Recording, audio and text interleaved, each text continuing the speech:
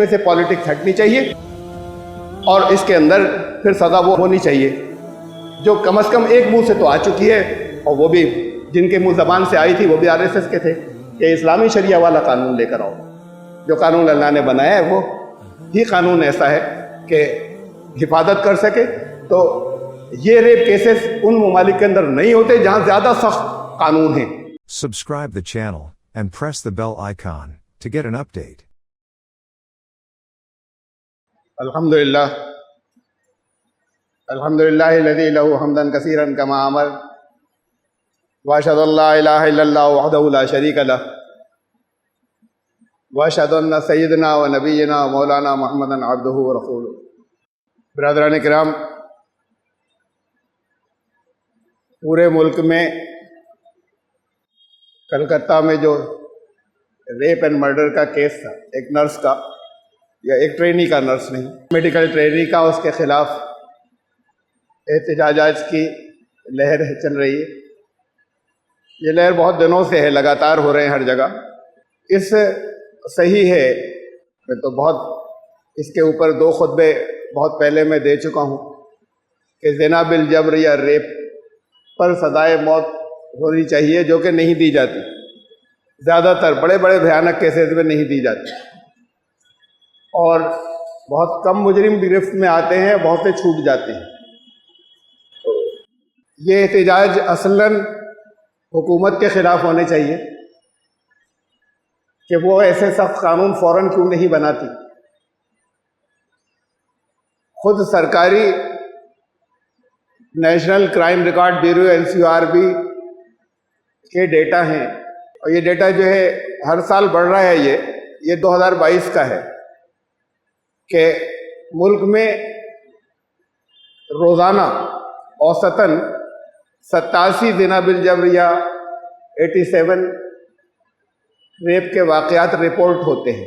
Independent आज़ाद बहुत सी तंजीमों ने जो सर्वे कराए हैं उनके मुताबिक कई गुना ज़्यादा है असल तादाद इससे जो रिपोर्ट नहीं करते। 2 तरह की चीज़ें होती हैं रिपोर्ट नहीं करने में। लड़की या बच्ची की बदनामी का वो अपने आप सोचते हैं कि बदनामी बहुत होगी, डर होगा, इसका डर। और वो जो जबर करने वाले या रेप करने वाले हैं उनकी धमकियां या उनका डर। तो कई गुना बड़ी तादाद है जो रोज़ाना ये वाक़यात होते हैं और वो रिपोर्ट नहीं होते। मैं जो बात करूंगा, अगर कुछ इसके हवाले दूंगा तो वो तो सिर्फ उसके जो रिपोर्ट होते हैं। जब ये वाक़या हुआ 9 अगस्त को कोलकाता में, तो तब से आज तक 15 दिन हुए। इस डेटा के मुताबिक ये औसत है, किसी दिन कम होंगे, किसी दिन बढ़ जाएंगे। इस डेटा के मुताबिक तब से लेके अब तक 1000 रेप केस हो चुके। उनमें से कम 16 की रिपोर्ट तो मैंने पढ़ी है इस वाक़े के बाद से आज की तारीख तक। उन 16 में से 3 रेप एंड मर्डर के केस हैं। पब्लिक को नहीं मालूम, उनके खिलाफ कोई प्रोटेस्ट नहीं हो रहा। हर वाक़या अहम है और हर एक के खिलाफ होना चाहिए जब तक ये वाक़यात रुक ना जाए और सरकार मजबूर ना हो जाए। और खाली सरकार नहीं, कुछ और भी जरूरत है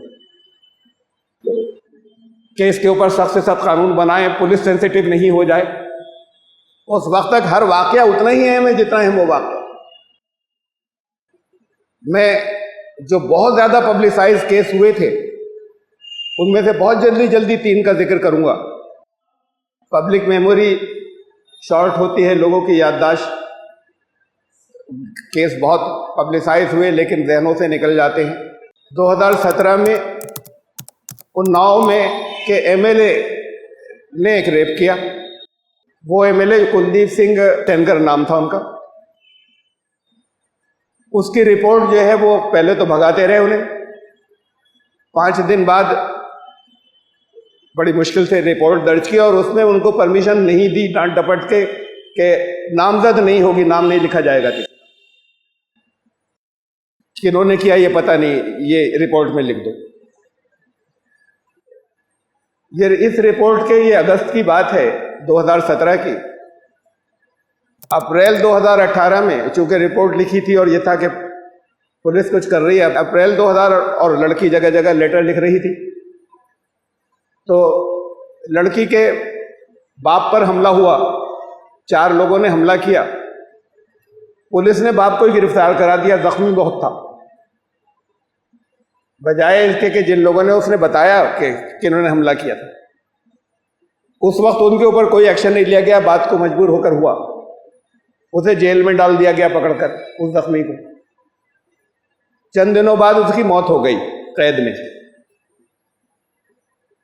उसके बाद उसके अगले दिन उस लड़की ने चीफ मिनिस्टर की कोठी के सामने ये ऐलान किया कि मैं अपने आप को सेल्फ इमोलेशन, जिंदा जलाने जा रही हूं।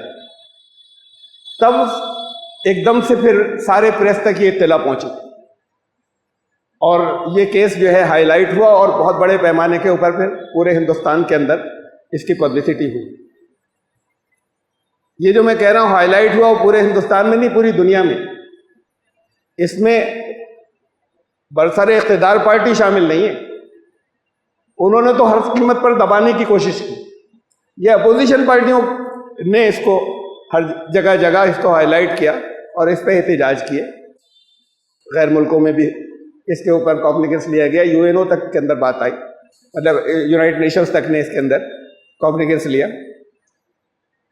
फिर केस चल रहा था, जब ये हो गया तो उसके बाद फिर केस में दर तेजी आई, जो मुजरिम नामजद रिपोर्ट लिखी गई, गिरफ्तारियां हुई।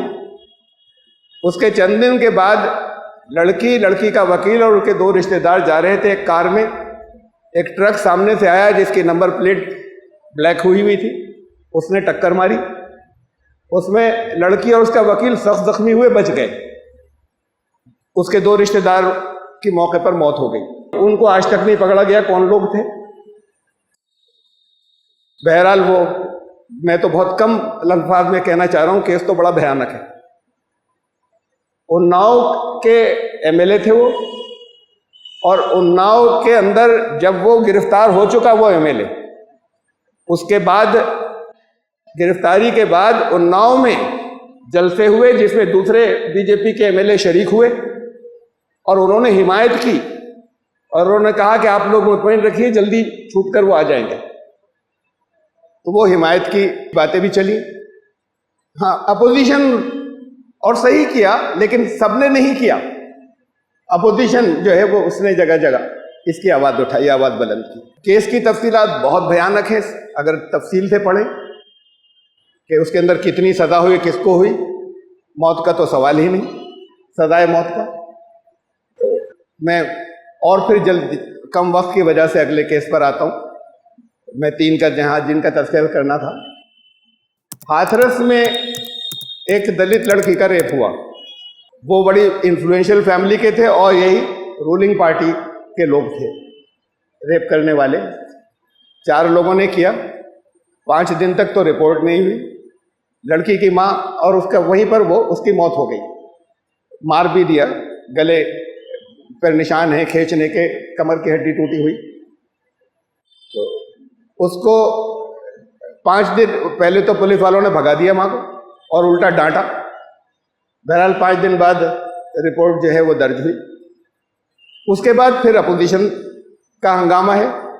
उत्तर प्रदेश गवर्नमेंट ने एक पीआर एजेंसी, पब्लिक रिलेशंस, वो हायर की मुंबई की, जिसने सारे प्रेस को हैंडल करते हैं, जिन्होंने ये सारी पब्लिसिटी की कि बिल्कुल झूठा केस बनाया जा रहा है उत्तर प्रदेश हुकूमत को बदनाम करने के लिए। चीफ मिनिस्टर का बयान आया कि इसमें इंटरनेशनल साजिश है हमारी हुकूमत को बदनाम करने के लिए, कुछ नहीं हुआ। जो रिपोर्ट आई, जो पुलिस ने, एसपी ने जो बयानात दिए, उसके अंदर ये चीज़ें शामिल हैं कि फॉरेंसिक तहकीकात में किसी तरह का कोई रेप की बात नहीं पाई गई। फिर भी ये कि केस जब और आगे चला, एजिटेशन हुए, दलित कम्युनिटी ने बहुत की एजिटेशन। एक केरला से सिद्दीक कव्वाल नाम के जो हैं, वो एक नामा निगार, एक जर्नलिस्ट, जितने कवर करने के लिए कहीं से वहां जा रहे थे, सब अरेस्ट किए जा रहे थे, वो गिरफ्तार किए जा रहे थे केस की तफसीलात लेने के लिए। और केस को ऐसे पेश किया जा रहा था कि झूठा बनाया हुआ केस है। तो फिर उनको अरेस्ट किया गया, सिद्दीक को 3 साल के करीब जेल से रिहा हो सके। शुरू में तो याफा लगी उनके ऊपर और फिर फौरन ही की तो छूट जाएगा, फौरन ही उसके ऊपर मनी लॉन्ड्रिंग का केस हुआ, इसलिए 2.5 साल के बाद जमानत हो सकी। मनी लॉन्ड्रिंग का केस अगर उसके ऊपर कोई होता तो जब वो आ रहा था इस केस को कवर करने के लिए, उससे पहले कोई मनी लॉन्ड्रिंग का केस नहीं था। केस कवर करने आ रहा था, इसलिए मनी लॉन्ड्रिंग का केस भी एक लग गया कि वो छूटे नहीं। तो पूरी कोशिश की गई उसको दबाने के लिए सख्ती से, जिसके अंदर हुकूमत की मशीनरी पूरी शामिल है लोगों को हैरेस करने के अंदर। बहरहाल केस अपने नतीजे को पहुंचा, सजा हुई। सजा कितनी किसको हुई ये अपनी जगह फिर देखने की बात है कि किसी एक को उम्र कैद हुई, और उसमें भी जो इल्जाम है उसमें मर्डर शामिल नहीं है। रेप का इल्जाम है, दलित कम्युनिटी या SC/RT के खिलाफ जुर्म का इल्जाम है, और उसमें मर्डर शामिल नहीं है। जरूरी नहीं कि अदालतें ऐसा करती हों। जो केस बनाकर जाता है नीचे से, जो सबूत मिटाने में जो वक्त लगता है, उसमें जैसा केस जाता है अदालतें कानून से मजबूर हैं, और मुजरिम जो है वो छूट जाते हैं या सजा कम होती है। फिर एक बहुत भयानक केस कठुआ में हुआ था, वो भी इसी दौर का था जब उन्नाव में हुआ था। वहाँ एक 8 साल की लड़की, उसको अगवा करके मंदिर के पुजारी मेन अक्यूज कहा गया। वो वहाँ पर 8 लोग उसको कई रोज तक रेप करते रहे, 8 साल की लड़की को। ड्रग्स भी दरमियान में दी उसको, ड्रग के जेर असर भी रखा गया उसको, और उसके बाद फिर उसे गला घोटकर मार दिया गया, और मारकर फिर फेंक दिया गया। FIR लिखी गई थी गुमशुदगी की। जब वो उसकी लाश मिली, लाश मिलने के बाद फिर मालूम हुआ कि ये तो रेप एंड मर्डर था। उसकी भी मैं तफसीलात यहां नहीं रख रहा, बहुत भयानक तफसीलात हैं और बड़ी अनफॉर्चुनेट है। वहां पर कठुआ में भारतीय जनता पार्टी के लोगों ने एजिटेशंस किए, उससे मुताल्लिक उसके मिनिस्टर शामिल थे उन एजिटेशन के अंदर, चाहे किए जिसने भी हो, कि उनकी हिमायत में, मुलजिमों की हिमायत में। फिर कठुआ के सारे वकील एक तरफ हो गए कि इसका केस नहीं कोई ले, कोई वकील केस ना ले इसका। नतीजे के तौर पर वहां से जम्मू कश्मीर से पठानकोट केस को शिफ्ट करने का सुप्रीम कोर्ट ने ऑर्डर किया, तब वो केस आगे चल सका। वरना कोई वकील, उस सब ने वकीलों ने आपस में कि कोई इसका लड़की का केस कोई नहीं लेगा, और जुलूस निकले हिमायत में उनकी मुजरिमों की, जिसमें मंदिर का पुजारी था और उसका लड़का था, लड़के का एक कजिन था जो कानपुर से खास तौर से बुलाया गया था कि आओ यहां पार्टी हो रही है, और 4 पुलिस वाले शामिल थे, जो उसमें से 2 उसमें शामिल थे रेप एंड मर्डर में। उस वक्त की रिपोर्ट जो मुझे याद है, जो अखबारात में आई थी, उसमें यहां तक है कि जब उन्होंने आपस में मिलकर ये फैसला कर लिया कि अब इसे मार दें और मारकर फेंक दें, तो आखिर में वो एक पुलिस वाला था जिसने ये कहा कि अच्छा एक आखिरी बार तो मैं जरा सा एंजॉय कर लूं, बेहोश लड़की थी, उसके बाद मारने ले जाना। उस केस में कितनों को कितनी सजा हुई रिपोर्ट्स देख लीजिएगा। ज्यादा से ज्यादा एक होता और 2 तो छूट गए, इसलिए कि 18 साल से कम के थे। इस पर अपोजिशन का हुआ है सारा, जितना भी एहतजाज हुआ है। जो उस वक्त सेंटर में रूलिंग पार्टी थी उनका कोई एहतजाज नहीं है, और इस मौके पर बेनजीर हम कह सकते हैं एहतजाज कोलकाता जितने हो रहे हैं, जितने सबके सब RSS या बीजेपी की तंजीमें हैं जो लोगों को इनवाइट कर रही हैं, और लोग मजबूरी में जा रहे हैं कि हमें साथ देना चाहिए। अपोजिशन मजबूरी में बयानात दे रही है, देना चाहिए, मजबूरी में शामिल हो रही है, मजबूरी में बयान दे रहे हैं कि हमारी पोजीशन खराब नहीं हो जाए। तो ये सियासत होती है, और ये ह्यूमैनिटी का, इंसानियत का, इस जुर्म को रोकने का की कोई इंटेंशन किसी की नहीं होती। ये होता है कि किस पार्टी की इमेज खराब हो रही है, रूलिंग पार्टी की हो रही है या उनकी हो रही है। ये इन्हीं की रिपोर्ट के मुताबिक, नेशनल क्राइम जो रिकॉर्ड ब्यूरो की रिपोर्ट के मुताबिक, सबसे ज्यादा रेप केसेस पिछले कई सालों में नंबर 1 पर यूपी रहा है, 1 साल नंबर 2 पर था पिछले कई साल में। नंबर 1 पर उत्तर प्रदेश रहा है, और उसके बाद फिर यही 3 ऊपर नीचे होते रहे हैं, राजस्थान है, मध्य प्रदेश है और महाराष्ट्र। सबसे ज्यादा केसेस, बाकी तो लिस्ट है, इन ऑर्डर के कहाँ सबसे ज़्यादा रिपोर्ट होते हैं, केसेस रिपोर्ट होते हैं। 19 मेट्रोपॉलिटन सिटीज़ के अंदर उन्हीं की रिपोर्ट के मुताबिक कलकत्ता सबसे नीचे है रेप केसेस के अंदर, कोलकाता। गवर्नर साहब ने रिपोर्ट दी, वहाँ मिलने गए होम मिनिस्टर से, प्राइम मिनिस्टर से, और ये रिपोर्ट देने के लिए गए कि औरतें बिल्कुल महफूज नहीं है बंगाल। चारों तरफ केसेस हो रहे हैं, सब अनफॉर्चुनेट है, सबके खिलाफ सख्त कार्रवाई होनी चाहिए, इस केस में भी सख्त तरीन कार्रवाई होनी चाहिए। लेकिन रिपोर्ट ये आ रही है कि इस हुकूमत को बर्खास्त कर दिया जाए, इसलिए कि वहां लॉ एंड ऑर्डर की पोजीशन बहुत बुरी है और वहां पर औरतें बिल्कुल महफूज नहीं है, और जो सरे फेरिस्त चल रहा है वहां सब महफूज है, जो लगातार सरे फेरिस्त चल रहा है सबसे ऊपर वहां महफूज है, जो सबसे नीचे है लिस्ट में वहां महफूज नहीं है। तो इस हुकूमत को बर्खास्त किया जाए, इस पर सब सियासत। ये बहुत अनफॉर्चुनेट है कि असल मामले पर कोई सेंसिटिव नहीं है। कि मैंने अब नहीं, अब से कई महीने पहले जब ये इलेक्शन डिक्लेयर हुए थे पार्लियामेंट के, तब यहां पर ये कहा था कि इस हुकूमत को बर्खास्त होना है, कलकत्ता की हुकूमत को। इलेक्शन तो इसके से लड़कर जल्दी नहीं जीत सकेंगे, अगले इलेक्शन का नंबर यहां नहीं आएगा, ये इस हुकूमत को बर्खास्त होना है। सुन लीजिएगा वीडियो। तो उसकी अपनी तरफ से तो पूरी तैयारी या ग्राउंड बनाए गए हैं, इस वक्त के हालात के अंदर कर सकेंगे फौरन या नहीं कर सकेंगे नहीं मालूम, लेकिन कोशिश ये चल रही है कि ये सरकार गिरा दी जाए और फिर वहां गवर्नर रूल हो जाए, जो कि खुद सेंटर का अपना है, उसकी हुकूमत के तहत आ जाए। ये इतना इंसानियत के खिलाफ इतना भयानक जुर्म, जो मैंने कुछ केसेस पढ़े अभी जो इसी महीने के हैं। अभी देहरादून के अंदर एक बस का कंडक्टर ड्राइवर बेवकूफ़ बना के एक लड़की को, उसको पंजाब जाना था, 17 साल की लड़की को उसे ले गए देहरादून रोडवेज पे पहुंचकर दोनों ने उसके साथ बिना बिल जब्र जो है वो किया। इत्तेफाक से एक और वहीं रोडवेज के प्रीमिसेस के अंदर एक और बस करीब में आकर रुकी थी, उनकी नजर पड़ गई तो उसके ड्राइवर कंडक्टर भी शरीक हो गए। कुछ भनक जो है वो कैशियर को मिल गई थी, जहां ये कैश जमा करने जाते हैं कि इतनी देर से बस आई भी, आई क्यों नहीं है, वो मालूम करने के लिए था कि आना, तो वो भी शरीक हुआ। ये 5 जो हैं वहीं रोडवेज प्रीमिसेस के अंदर, वो भी तो सरकारी है ना, ये कोलकाता का अस्पताल सरकारी था, तो वहां पर ये इन 5 ने उसके साथ देना बिल जबर किया, बलात्कार किया। इस वक्त उनके बहुत ज्यादा रेप के खिलाफ पुलिस हर जगह पर अलर्ट है, केस हुआ है तो उन्हें गिरफ्तार तो कर लिया गया है सबको, उन 5 को। लेकिन इसके खिलाफ पूरे मुल्क में एहतजाज क्यों नहीं है? ये सिर्फ उत्तराखंड के कुछ हिस्से में है एहतजाज।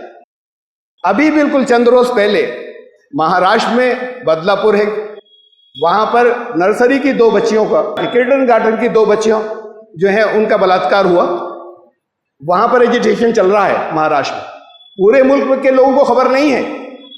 यही सिर्फ क्यों सामने आ रहा है और उसके खिलाफ, उसको लिस्ट में क्यों नहीं शामिल किया जा रहा, उसके खिलाफ क्यों नहीं एजिटेशन हो रहा पूरे मुल्क के अंदर, उस एक के खिलाफ? इन जगहों के ऊपर सरकार जो है वो जो सेंटर में सरकार है, उनको इसमें शामिल नहीं किया जा रहा, ना देहरादून वाले केस को ना इसको। और यूपी के 3 केस हैं जिसमें 2 रेप एंड मर्डर के हैं इसी बीच में दरमियान में। ये शायद रामपुर जिले ही की रहने वाली थी एक नर्स, वो भी यही हॉस्पिटल की बात है। अभी ये भी अभी चंद रोज पहले की बात है, इसी अगस्त के महीने में रुद्रपुर में उसका रेप हुआ और उसका कत्ल कर दिया गया और लाश जो है वो इधर यूपी के इलाके में लाकर डाल दी गई। कोई अभी पकड़ा नहीं गया है, सीसीटीवी कैमरे और पुलिस और ये सब कुछ है, लेकिन इसके खिलाफ ये किसी एजिटेशन के अंदर शामिल नहीं है। मुरादाबाद में अभी 3 दिन पहले एक प्राइवेट हॉस्पिटल, उसके अंदर डॉक्टर ने एक नर्स को बुलाया अपने रूम में, उसने मना कर दिया आने से, जानती थी कई दिन पहले से वो जिस तरह की हरकतें कर रहा था। अंदर प्राइवेट खाली डॉक्टर है, उसने जाने से मना कर दिया। तो वार्ड बॉय और एक दूसरी नर्स उसे खींच कर लेकर गए और ले जाके अंदर धकेल के बाहर से बोल्ट कर दिया। उसका रेप हुआ। इस मुरादाबाद के अंदर कई एजिटेशन हो चुके, मैंने सुना है और फोटो देखे हैं कोलकाता वाले केस के ऊपर।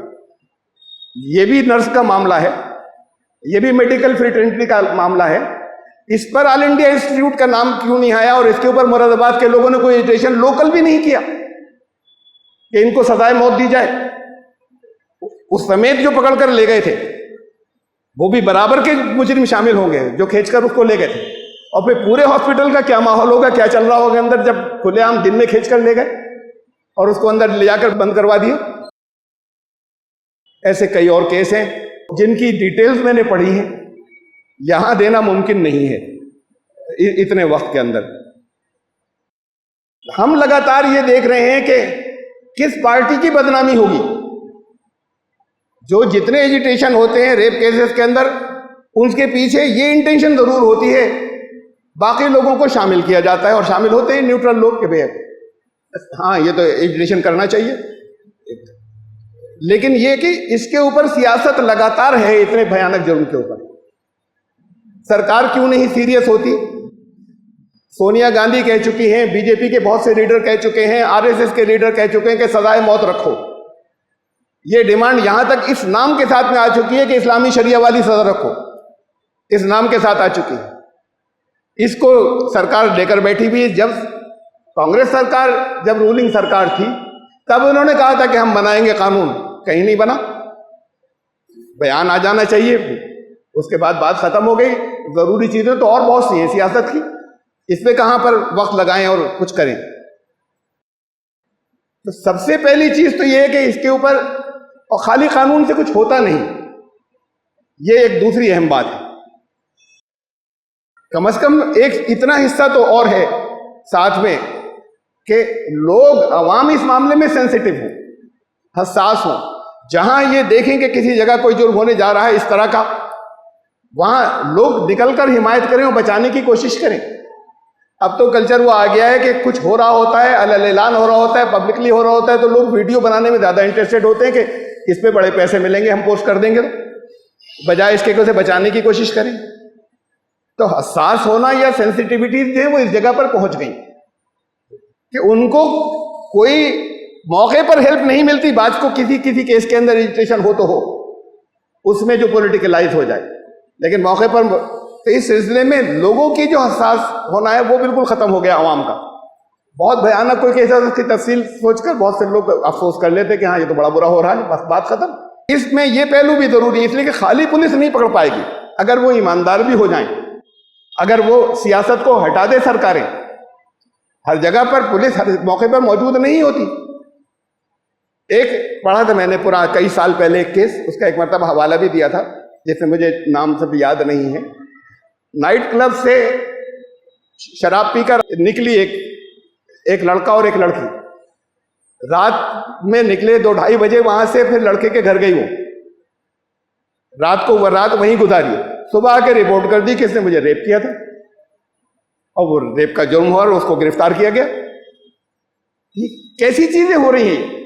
यानी इसमें जब ये नाम लिया जाता है कि औरतों को भी एहतियात की जरूरत है, तो एक हंगामा बच जाता है। जितनी ह्यूमन राइट्स की ऑर्गेनाइजेशन है, जितनी जो है वो औरतों की, लेडीज की, वीमेंस लिब की ऑर्गेनाइजेशन है, वो हंगामा बचा देती है। ये नाम कैसे ले लिया कि औरतों को भी कुछ एहतियात की जरूरत है। हमारा दिल चाहेगा हम नंगे रहेंगे, पुलिस रोके किसी जुर्म को। हमारा दिल चाहे हम रात के 2 बजे किसी के घर जाएंगे, तो ये हमारा हक है, कानूनी हक है, इस पर कोई उंगली ना उठाए।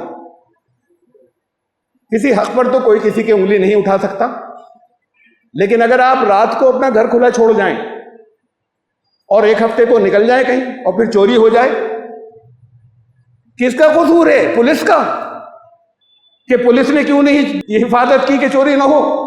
तुम्हें पहले तो ताला लगाना था ना। ये मालूम है कि वीकर सेक्स, जिसे यही लफ्ज आता है, कि फिजिकली कमजोर होती हैं औरतें, लेडीज, इसलिए ऐसे वाकयात के अंदर नुकसान भी उन्हीं का होता है। ज्यादा नुकसान, कभी तो जान से मार दिया जाता है, कभी जान से नहीं मारा जाए तो आगे जो नतायज होते हैं उसमें भी नुकसान उनका ज्यादा होता है। कोई अगर कमजोर होता है तो कुछ प्रोटेक्शन, कुछ एहतियातें भी करता है ना। अब अपनी मर्जी से किसी के साथ कहीं चली जाए और उसके बाद फिर उसे पुलिस कैसे रोकेगी और सरकार कैसे रोकेगी? वो इस मामले में सेंसिटिव नहीं है, ईमानदार नहीं है, मैं कह रहा हूं, लेकिन इन्हें भी कुछ एहतियात की जरूरत है या नहीं है? इस एहतियात का नाम लेते ही हंगामा मच जाता है।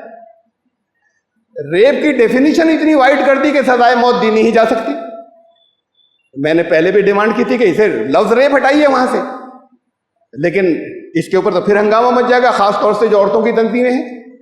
अभी केस था, बिल्कुल ये भी अभी का केस है, चंद रोज पहले का, कि जिसे सुप्रीम कोर्ट का जिसका फैसला आया है चंद रोज पहले, एक लड़की और एक लड़का, उनके आपस में रिलेशनशिप हो गई, जिनसी ताल्लुकात हो गए। उसके बाद शादी कर ली उन्होंने, दोनों ने अपनी पसंद से ही, खुद से, किसी मजबूरी में नहीं, लेकिन वो ताल्लुकात पहले हो गए थे, फिर उन्होंने आपस में शादी भी कर ली। लड़की है या थी, लड़की जो है वो 18 साल से कुछ कम थी, 17 साल से ऊपर। अब वो माइनर कानून के अंदर शुमार होगी, कि तो ना माइनर थी, अब नाबालिग लफ्ज तो हट गया है, माइनर बच्ची थी, 17.5 साल की हो। तो हाई कोर्ट ने उसके ऊपर कॉग्निजेंस लिया और हाई कोर्ट ने उसको बरी कर दिया कि जब इसने अपनी मर्जी से सब कुछ किया, उसका अपना बयान है लड़की का अदालत के अंदर, कि इसने जब अपनी मर्जी से सब कुछ किया तो इसको क्या सजा दें, हम लड़के को क्या सजा दें। और अदालत ने कुछ रिमार्क्स भी पास किए, औरतों को एहतियात की बात कही, और लड़कों और मर्दों से भी कहा कि वो किन किन बातों का ख्याल रखें जो जिससे अखलाकी नुक्ते नजर से। सुप्रीम कोर्ट के पास गया, उन्होंने सजा को बहाल किया और हाई कोर्ट को सख्त डांट पिलाई। तुम्हें क्या हक है ये कहने का कि औरतें एहतियात करें, और वो माइनर थी 18 साल से कम, तो ये रेप में शुमार होता है। और मतलब सजा हो अपनी जगह पर, लेकिन सजा रेप की होगी, जिना बिल जबर की। ये लड़की कह रही है कि मेरी इजाजत से, तो वो सजा, ये रेप में ये सब चीजें शामिल हो गई। अब वो फिर कानूनी दांव पेच होते हैं कि कौन सा रेप था तो कितनी सजा दी जाए, किस तरह का था, सीरियस था नहीं था, ये चीजें, इसका कुछ और नाम रखें, ये चीजें रेप से हटनी चाहिए। मसलन अगर 3 महीने के बाद ऐसा हुआ होता तो फिर वो रेप नहीं होता। अगर उसके 18 साल होने से 1 दिन पहले हुआ होता तब वो रेप था, 1 दिन बाद होता तो वो रेप नहीं था। बड़ी अजीब बात है। और फिर ये उम्र माइनर कब है और कब नहीं है, ये उम्र तो सरकार लगातार बढ़ाती रही, तो इनका फैसला है, लोगों का, यानी हुकूमतों का। ऐसा पहले 16 साल थी उम्र, कि लड़की 16 साल की उम्र से ऊपर होगी तो मेजर मानी जाएगी, उसे 18 साल कर दिया। लड़के 18 साल के माने जाते थे, उसे 21 साल कर दिया, उससे पहले जो है वो शादी नहीं कर सकते। तो अब अगर 18 साल आपने ही कर दिया है, अगर इसके उससे पहले अगर वो होती तो फिर इसको रेप नहीं माना जाता।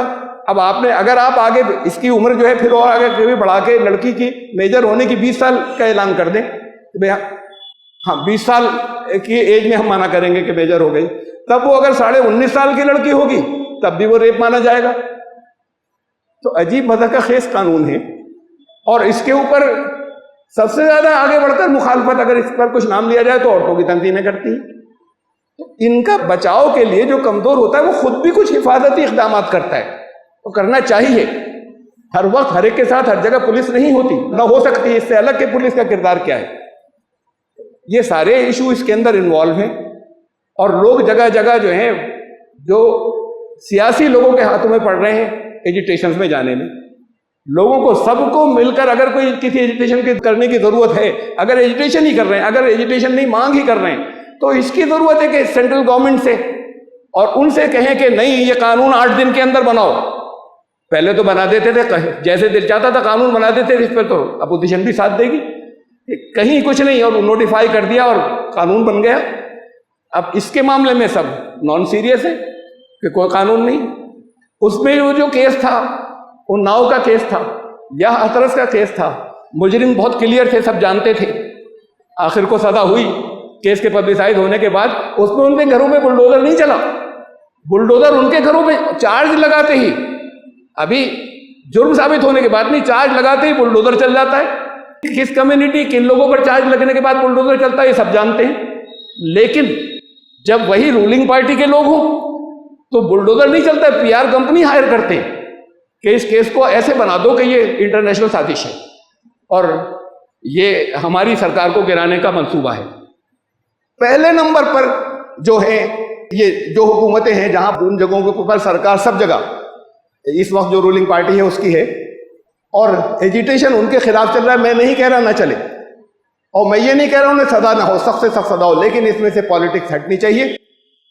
और इसके अंदर फिर सज़ा वो होनी चाहिए जो कम से कम एक मुंह से तो आ चुकी है, और वो भी जिनके मुंह ज़बान से आई थी वो भी आरएसएस के थे कि इस्लामी शरिया वाला कानून लेकर आओ। जो कानून अल्लाह ने बनाया है वो ही कानून ऐसा है कि हिफाजत कर सके। तो ये रेप केसेस उन ममालिक के अंदर नहीं होते जहाँ ज़्यादा सख्त कानून है। मैं ये नहीं कह रहा इस्लामी कानून है पूरा, लेकिन जहाँ पर कानून बहुत ज़्यादा सख्त हैं, जहाँ छोटी सी इस तरह के जराइम को रोकने उनको तो और निंदा की जाती है कि ज़रा ज़रा सी बात पे इतने सख्त कानून बने हुए हैं, लेकिन फिर जराइम नहीं होते, या मिनिमम होते हैं या कम से कम होते हैं। तो असल में तो लोगों को इसकी ज़रूरत है, बजाय इसके कि सियासी जो लोग जगह जगह एजिटेशन कर रहे हैं उनके टूल बन जाएं और उनका साथ देने लग जाएं जगह जगह, उनके कॉज को प्रमोट करने का कि ये कॉज सारा इस पर चल रहा है कि उनकी ममता बनर्जी की सरकार गिरा दी जाए। तो सियासी नीयतें ख़त्म होनी चाहिए और आवाम को इस सिलसिले में सोचना चाहिए कि कल आपके घरों की बच्चियां हो सकती हैं जिनके साथ खुदा ना खास्ता कोई हादसा हो जाए, और बात इसी की थोड़ी कि हमारे घर की बच्ची हो। अब एक मासूम बच्चियां या लड़कियां या कोई भी जो सिन्फ नाजुक है उसका एहतराम होना चाहिए। वो एहतराम दिलों के अंदर आए, ये टीचिंग से होगा, ये लोगों का कल्चर बदलने से होगा। असलन तो सिर्फ कानून बनने से नहीं होगा, लेकिन कानून के हाथ में कानून को ऐसा करना चाहिए कि सख्त तरीन सजाएं उसके लिए मुकर्रर करें। इन सारी चीज़ों को, इस सियासत और पॉलिटिक्स को छोड़ने के बाद उसको तो लेकर बैठे हुए कि हमें वक्फ के बिल को जो है वो ठीक करके देना है। बड़ी साहब बेईमानी हो रही है वहाँ पर, और ये जो जगह जगह मौतें हो रही हैं, ये जगह जगह इतने भयानक वाक़यात हो रहे हैं, इसको लेकर नहीं बैठेंगे।